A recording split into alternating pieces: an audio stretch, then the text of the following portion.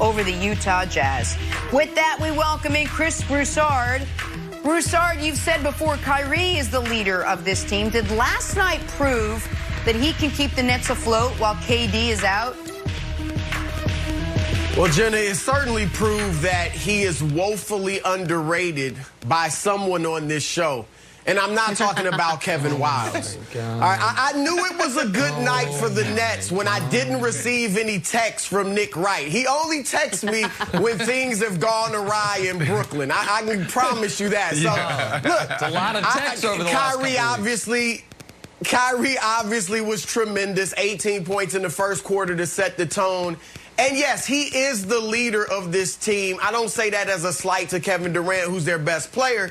It's just different personalities. And it is fair for people like Nick and others. Heck, I've got my concerns about Kyrie's leadership considering his past. But it's also possible that despite his eccentricities, that he has learned from his past mistakes and will be a better leader going forward. We have seen players mature and become better leaders as their careers went on. And last night, it looked like that was the case because it was the Kyrie Irving show, but not because he was going outside of the offense, hogging the basketball, and just doing things one-on-one. He did his brilliance within the flow of the game, and it was truly a team effort. The ball was moving. They had a season-high 31 assists. They shot 56% from the floor. All the players were involved. They were great defensively, held the Jazz to 39% shooting. So to answer your question, yes, Kyrie can certainly keep them afloat without Kevin Durant for this brief time. They've got Philadelphia and Oklahoma City at home and Memphis on the road. Two of those three games are certainly winnable. The question is Philadelphia, and they've got the big bodies in Jared Allen and DeAndre Jordan to put on Joel Embiid. Philly 6-1. They're due for a loss. But even if they don't beat Philly, if the Nets can go 3-1 without Durant, that's huge. Oh, yeah.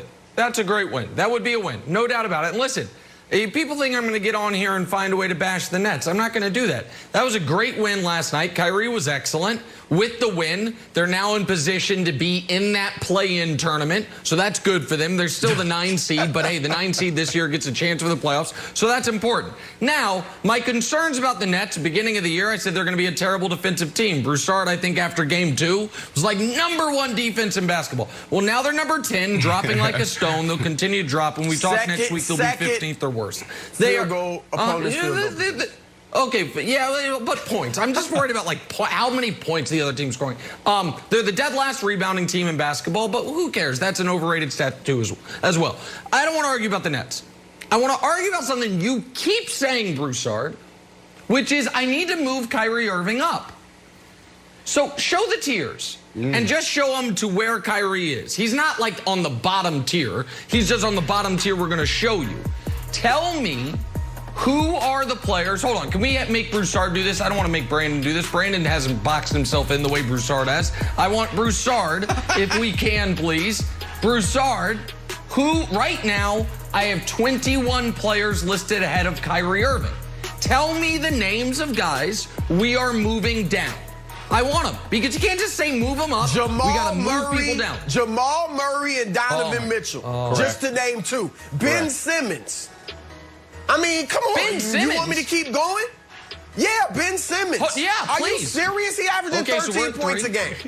And he doesn't take jump shots. I know he's shooting 100% from 3. Stop it. Half the league was hurt last year. I vote for those, Nick. Half the league was hurt. I was looking for guards. I was like, my goodness. Who can I throw on? Pascal Siakam? Is Siakam on there? Is he above him? We got to move him down, too, if that's the case. Clay's hurt. He's not above him. I can make an argument for Jimmy Butler moving down. Oh, Jimmy Butler. 100%. So you just don't care about the playoffs. You just don't care about the playoffs. Donovan Mitchell, Kyrie Irving Jamal Murray, has won a championship, Nick. Kyrie Irving has hit 5 years either the ago. first or second greatest shot in NBA history. Are you serious? Awesome.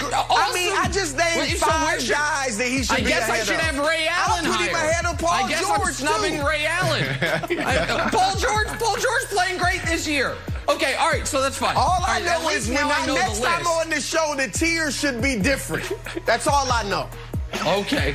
All right, we'll see. All right, Brandon, go ahead. I'm sorry. I just wanted to know the list. I wanted to know who I needed to move down. Yeah. And evidently, Nick. Kyrie's getting credit for a shot he hit in July of 2016. But go ahead. Nick, it's not looking pretty for you, man. I don't think you have an argument here. And Chris, you said something interesting when you opened up on your take. You said there's somebody on this show that is overlooking Kyrie, right? Could he be the most underrated superstar in the NBA? Like, why do we continue to talk about this guy like he's not a monster? Like, why do we continue to talk about this guy like he's not a champion? Like he didn't hit the game winner to get to win the championship in Cleveland. So let's go back to last night and let's just look at that game. So yeah, 29 points, 18 points first half, all that started off hot.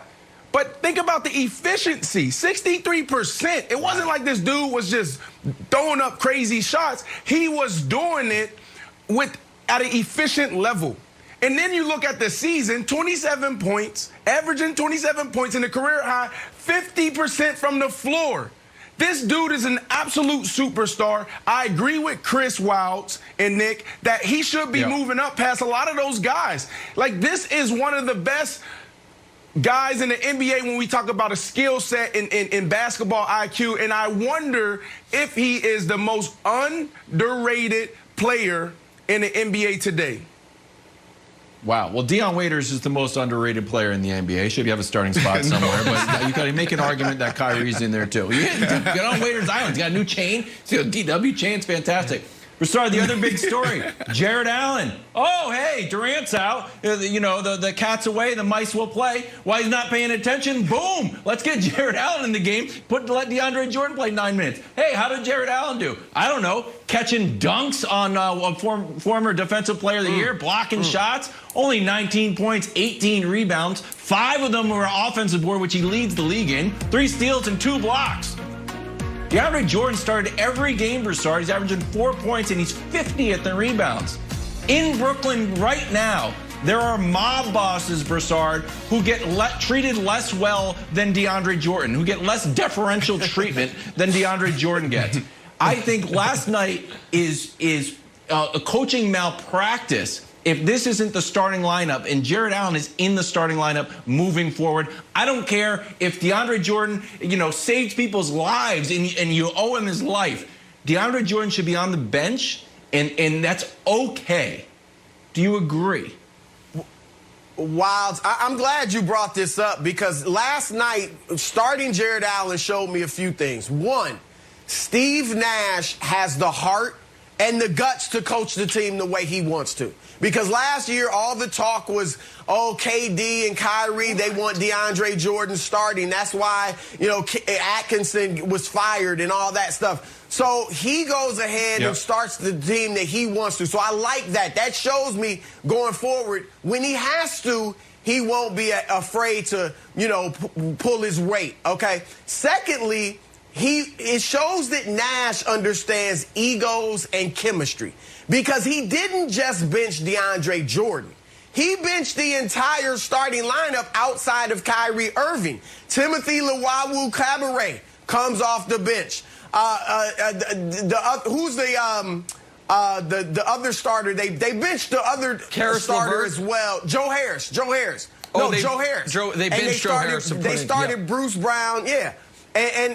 So they started 3 other guys, and they didn't just make it about DeAndre Jordan. So that saves his ego. It looks like it's more of a team thing and not just about DJ.